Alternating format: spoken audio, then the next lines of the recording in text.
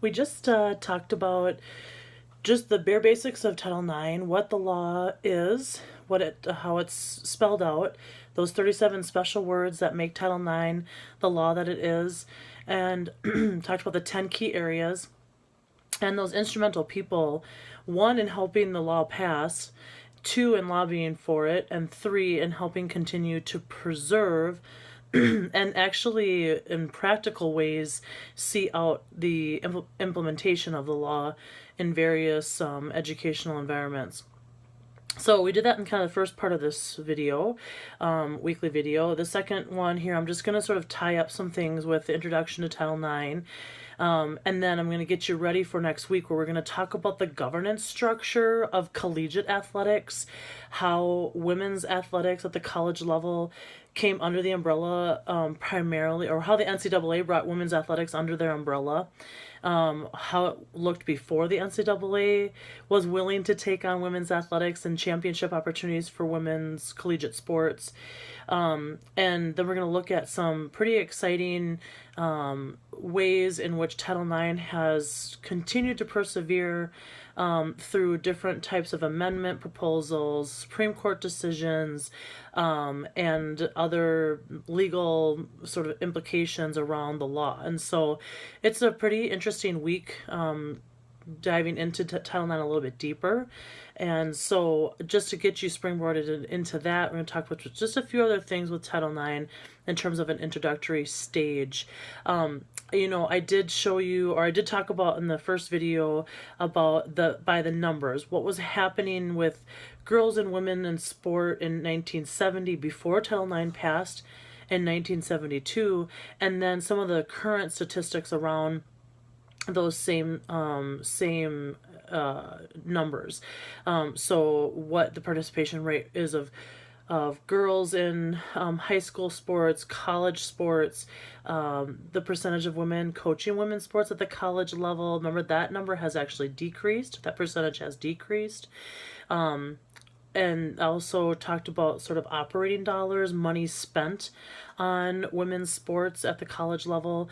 And so we sort of looked at those numbers, what it looked like before Title IX, and then most likely what the impact of Title IX had on those numbers since its passage in 1972. It's pretty exciting to see sports like lacrosse, hockey, growing for women at the college level. It's really exciting to see soccer become such a big sport at the college level for women and at the high school level and the youth levels. Soccer is also growing, and lacrosse is also growing for boys and men at the college and youth level, but soccer at the men's level had always been quite huge and quite successful, so it's great to see women's soccer growing and becoming quite popular. That, of course, has a lot to do with Title IX and the opportunities that have been created, but also it has to do with the excitement around the women's national team and the wild success that they've had since winning the World Cup in 1999. And that amazing, exciting tournament that was hosted here in the United States. And we're going to talk more about that in a couple weeks when we talk about sport-specific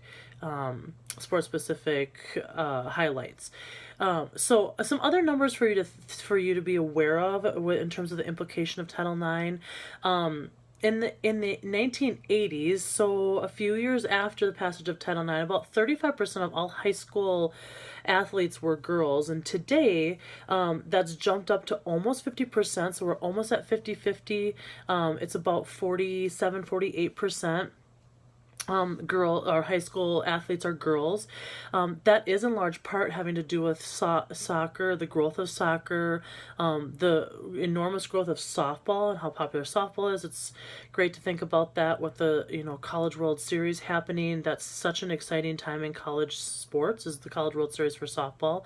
And then lacrosse. I think those three sports particularly, their growth in the last, especially the last decade and a half, I think that's really made a big difference in that upward trend towards the 50-50 split of participation in sports at the high school level with girls and boys, between girls and boys.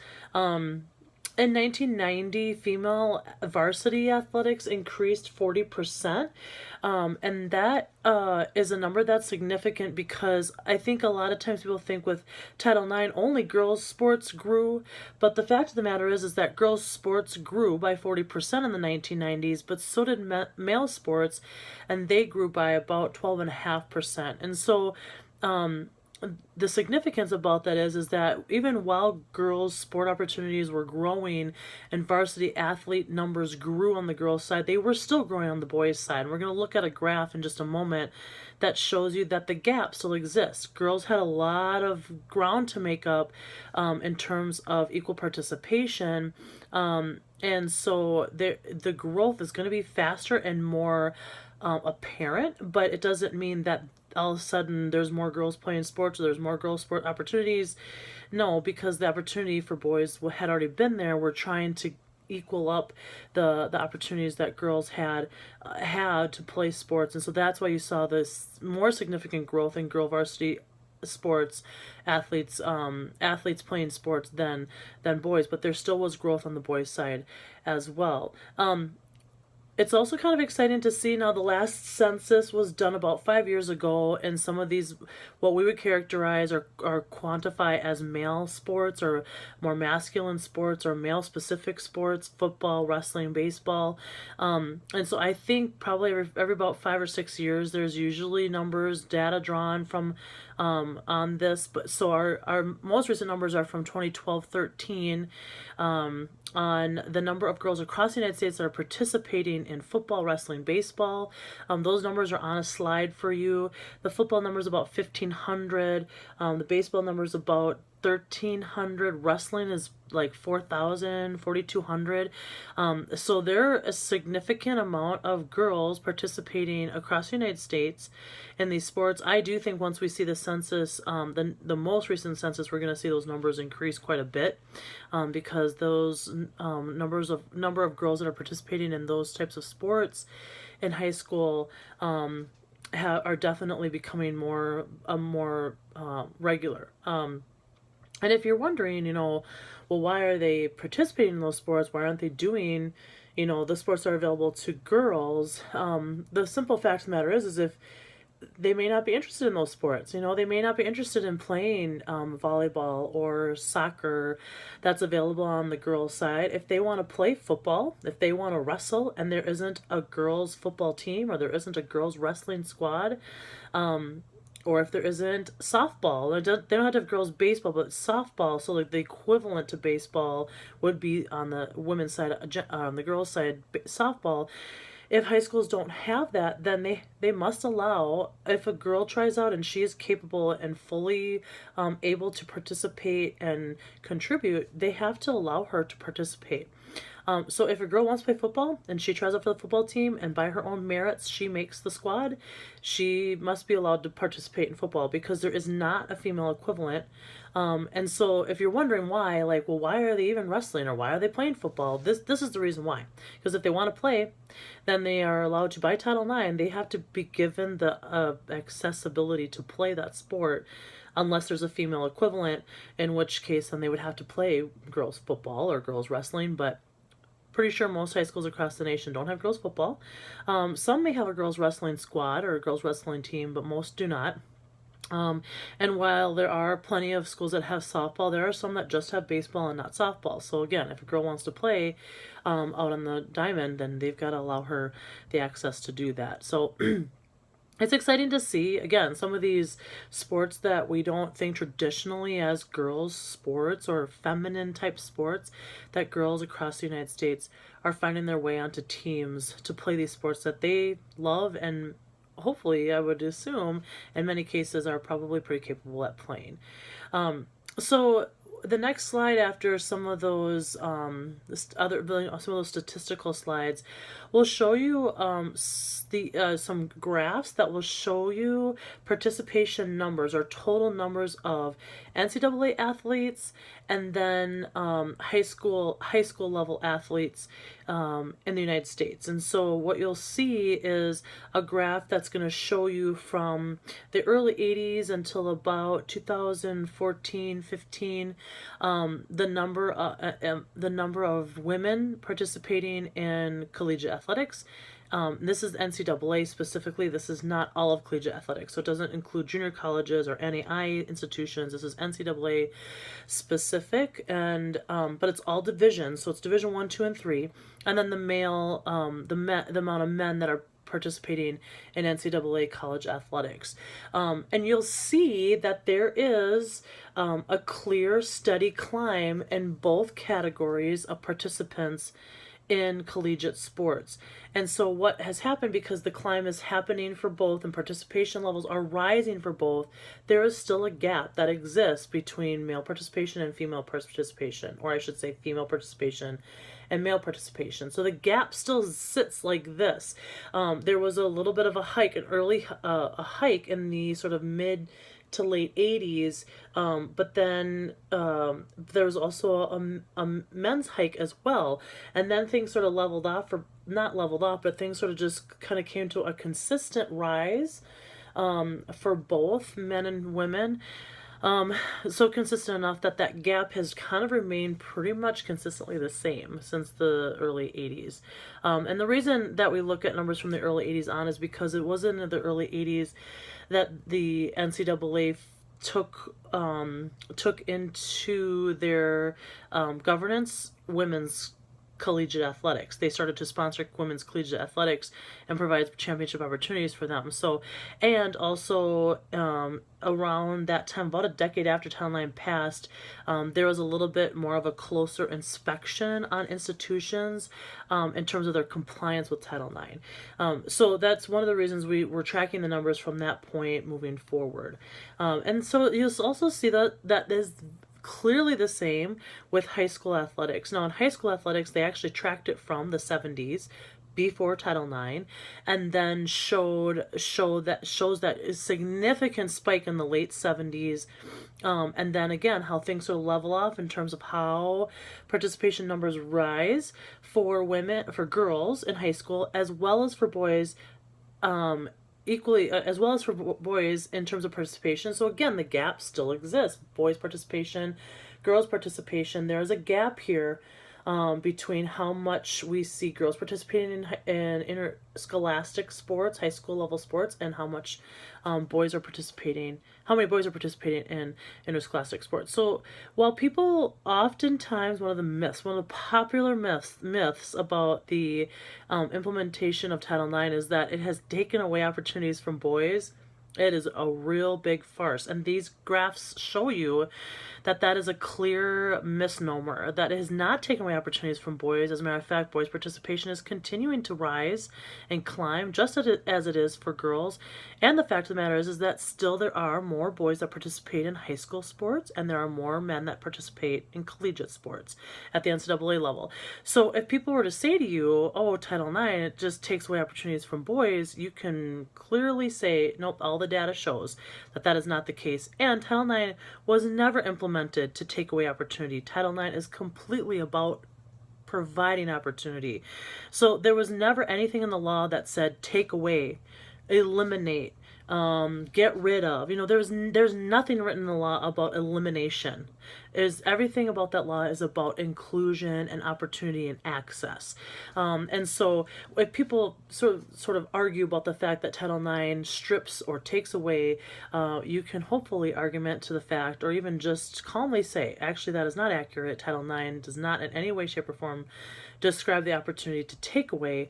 It is all about granting opportunity. And the data shows that in terms of athletics, the participation numbers for boys are still higher, and they are continuing to grow in terms of their participation. So I gave you your little argument if anyone tries to throw that one at you when you're talking about the positive influence that Title IX has had in our educational setting. So some more numbers then, some more data for you from the early 80s and the early 2000s. women's college athletics participation increased by 137%. On the men's side, it's about 38%. And remember, that gap was really big, so that jump is going to be more significant for women. Since the early 2000s until now, that increase is much more minimal because it has leveled off, like I said. Division three men's athletic spending averages about 60% of the total budget, whereas for women's it averages about 40%. This is the national average currently on athletic budget spending. Female college athletes at the scholarship level only receive 45% of scholarship dollars. It's about $148 million short of what the men receive, and that's a little problematic. It shouldn't be quite that far off. In terms of operating dollars, overall at the collegiate level, female athletes receive about $1.17 billion less than male athletes in operating dollars. There can be a gap that exists. There can be a discrepancy that exists. It's possible, but that amount is pretty significant.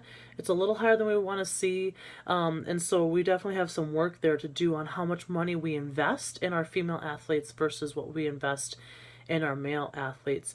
And I also find a really interesting statistic that as of 2010, only 18 NCAA Division I institutions spend more money. Only 18 spend more money on all women's sports combined than they spend on football. Football is a monster. We spend lots of money on football. We spend lots of money on collegiate football at every level. It's an obscene amount of money at the Division I level, but it's a lot of money at every level. And proportionately, while it is an expensive sport to support, we spend a ton of money, and proportionally, maybe more than we probably should equitably spend on football, pretty much across the board from institution to institution. It's a pretty common area to overspend and to spend more than we probably need to, in all honesty. But it's a decision that administrators make to do that.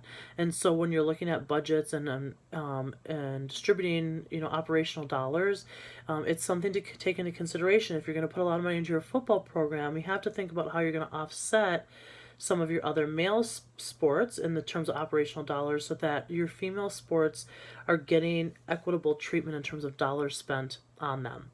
So there's a couple of things that have happened since the implementation of Title IX that has helped schools make sure that they are staying on track in terms of their compliance with Title IX. One of these tracking mechanisms was issued by the government, the federal government, and another tracking mechanism was instituted by the NCAA. So the NCAA one is called the NCAA Gender Equity Study. It was implemented in 1992, and these two mechanisms kind of function the same way. The NCAA Gender Equity Study is a report that presents statistical data from institutions that are within the governance structure of the NCAA, and what it looks at is the expenses or the expenditures on women's and men's athletic programs, and it looks at, and it's all the expenditures, so it's salaries, it's budgets, it's recruiting dollars spent. So all of the money that is spent in terms of running programs in the athletic department are all documented and submitted to the NCAA. This is called the Gender Equity Study, Gender Equity Study Report, and it's produced every other year. So it's a biannual report that's produced from each athletic department within the NCAA. So all Division I, II, and III programs do it and have to submit it to the NCAA. The other report is the federal government's report. It's called the Equities and Athletics Disclosure Act, the EADA, Equities and Athletics Disclosure Act. It was implemented in 1993, so 1 year after the NCAA Gender Equity Report, and it is similar in that it requires all institutions, co-educational institutions, right? Because obviously Title IX is about gender equity, so we're talking about co-institutions of higher learning. So colleges and universities that receive federal student aid and that have intercollegiate sports have to submit this report that is extensive about the athletic programs. and again, it's salaries, it's budgets, expenditures, it's income. So if you bring money into your athletic department, that's tracked. They also track numbers, so roster numbers, coaching numbers, your staff numbers. All of those things are recorded in the EAD report, and it's submitted every single year. This is an annual report. The federal government gave institutions a few years to get themselves on track. So if there were institutions that were way off in terms of compliance, they had a few years. So they implemented the EADA in 1993, but the first report was mandated in 96. So they had about 3 years if they needed to right their ship a little bit to do that. But every year since 1996, every institution that receives federal financial assistance that is coeducational and offers intercollegiate sports has to submit this report. It is a public document, a public record, so you can go online and you can check eada.gov and you can type in Whitmer University and you can see all the expenditures for our athletic department, and then you can compare it to any other institution that you want. You could go and look at what Ohio State spends, or what Tennessee, or Stanford. You could go and check any institution you wanted to. That's an NCAA. I'm sorry, that's a federal institution that receives federal dollars, and pretty much every institution in the United States will fall under that category. So you can go and check out any institution and see sort of the numbers. I'm going to have you do something a little bit to check that out so you can see what that EAD report looks like. It's pretty interesting to look at the kind of expenses that schools put into their athletics. So I talked about the one myth about the Title IX taking away opportunities from boys and men, but there are many other myths out there. A couple of the links that I sent you to read were myths on Title IX. They're really good documents. This one in particular, Debunking the Myths About Title IX, is a really great document. If you didn't look at this one, it's from the Women's National Law Center, the National Women's Law Center. You really should, because it's terrific. It not only tells you what the myth is, but it gives you like the actual statistics and facts about why that's a myth. So it's really important for you to take a look at that. It's good to read that with the excerpt from the book that gives you the basic background on Title IX and then goes through the information about Title IX. But Title IX does not require quotas. The Department of Education that oversees the implementation of Title IX has not pushed the statute beyond the language of the law. It is not true that women aren't interested in sports, and so why do we create this opportunity for women when they're not interested in it? That's simply not true. All of the statistics are showing that women and girls are interested in sports, just like they're interested in science and technology, math, and so we want to make sure that women have access to these things because they are interested in it, and it's proven that if you build it, they will come. It does not force people to cut men's sports. It doesn't force to take away opportunity. Again, it's all about opportunity, not taking away opportunity. It's also a great myth that people don't think football and basketball should be under the restrictions of Title IX. They shouldn't be held back because of Title IX. But the fact of the matter is that football and basketball programs don't make money for institutions. They definitely don't at Division III. They mostly don't at Division II, and there are rare occasions where they do at Division I, believe it or not. It's something like 18% of institutions that host Division I football actually make profit off of football, and even that doesn't always make their department profitable and operate in the black. Most athletic departments operate in the red across the board in every division. So it's really is a misconception that football and or basketball make money for athletic departments and institutions. It's not true. On Ohio State, that is the case. They do make money for their institution. But in general, overall, that is just not the case.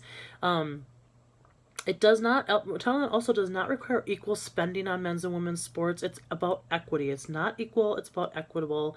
We're going to talk more about that next week. Title IX is not really controversial. It's about providing equal opportunity to both sexes. The underrepresented sex should have opportunities to get the opportunities the other sex has. If there was a case where men or boys weren't getting the same opportunity in an educational setting, they also too should have the right, and they're protected by Title IX to do so.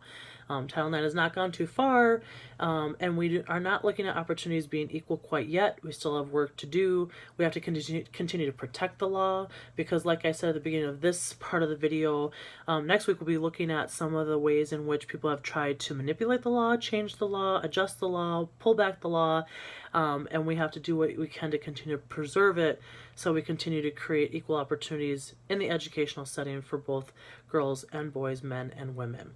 The last slide on this section, this week's section of the PowerPoints, is a really cool animation on Title IX, and so click on that link and check it out. It's really kind of a fun, video to check out, and so if you get a chance, take a look at that, and just enjoy sort of the it's kind of a recap of everything that Title IX, the story of Title IX, and so it's kind of fun to check that out. I'm actually pulling it up right now, but just to take a look at it myself one more time. I think it's such a cool video. Anyway, and so so next week we'll be looking for some really great information on some some cases, some Supreme Court cases that have to do with Title IX and trying to change the language of the law, the structure of the law, some amendments. We're going to talk about that. We're going to talk about we're also going to talk about, just really how do you implement Title IX in terms of your athletic program? What does it actually mean to show and demonstrate that you have equitable treatment of your men and women's athletes? So we're going to talk about that a little bit more closely. And we're going to just talk about some more myths and how do we debunk those myths. So again, if you haven't read the Debunking the Myths and you haven't taken a look at the other article, The 5 Myths About Title IX, please take a look at those for sure. If you haven't yet, make sure you do that by next week. And also, one last little thing here is I want you to send me an email with 2 questions you have about Title IX, or 2 things that you think you've heard about Title IX that you aren't sure are correct, or clarification about the information I've given you. But I want to hear 2 things from you that you're curious about with Title IX. So please do that. Email me by Monday. Hopefully I'll watch this by then. And because I want to be able to address those in next week's video. So send me 2 questions that you have, and I'll look forward to, or 2 myths that you've heard or things that you've heard about Title IX, or questions that you have about the information we've already looked at, and I will address those in next week's videos. So have a great weekend, or if you already had the weekend and you're just now listening to this video, I hope you had a great weekend, but I look forward to talking more about Title IX next week. Have a great night.